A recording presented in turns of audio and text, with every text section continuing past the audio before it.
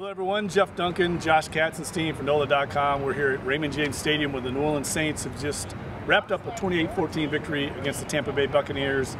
And the big news today, of course, the big comeback in the second half, but more importantly, the bigger picture, the Saints clinched their second NFC South division title. That's the first time in club history that they've won back-to-back division titles, and it was quite a celebration in the locker room afterwards. Yeah, lots of music. Everyone, has the shirts and the hats, and it was a much different experience this year compared to last year when they clinched it here in Week 17, but they did it with a loss because the Panthers were in Atlanta and lost to the Falcons, which gave them a tie, and the Saints had the tiebreaker. So they were much happier to win it this year in a winning effort, and now they have 3 more weeks to get closer to their other goals, which are, securing home field advantage, and then obviously winning in the playoffs. But certainly, I think this was a much different win than we've seen from this team, during most of their 10-game winning streak, because they were actually trailing 14-3 at halftime before pouring it on with a 25-0 run in the second half, where the offense was night and day compared to the first half, and the defense played much better.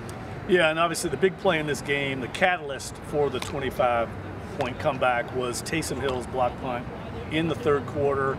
I don't think anybody saw that coming. The Saints have been scuffling around on offense. It was kind of a lethargic performance. He blocks the punt. They end up scoring, and that just kind of ignited the entire sideline. You get to see the body language of the Saints players change almost immediately. And after that, really, the Bucs had no answers, and I thought the Saints' defense really turned it up. Their defensive line really gave Tampa Bay all kinds of problems. Cam Jordan with another big game, Sheldon Rankins, and this defense now the last 4 or 5 games has been a force. Yeah, that was really the first game-changing play that the Saints had. I mean, they had a couple long plays to Michael Thomas, and there were a couple sacks by the defense, but they were more of like, chasing down Jameis Winston when he was running. So that really showed them, it's time to wake up and time to go get this win, go get this division title. But I mean, defensively, I think this team deserves a lot of credit. It's 5 games in a row that they've held opponents to 17 points or fewer, shut them out in the second half. And Marshawn Lattimore was great on Mike Evans today. Cam Jordan had 2 sacks, 2 tackles for loss. Sheldon Rankins had another sack, getting up to 8 for the year, which has doubled his career high. And then obviously, the offense figured it out in the second half, like I said earlier. And, I think they are going to try to learn from this game, because they're probably more upset with the things that they struggled with than the things that they succeeded with.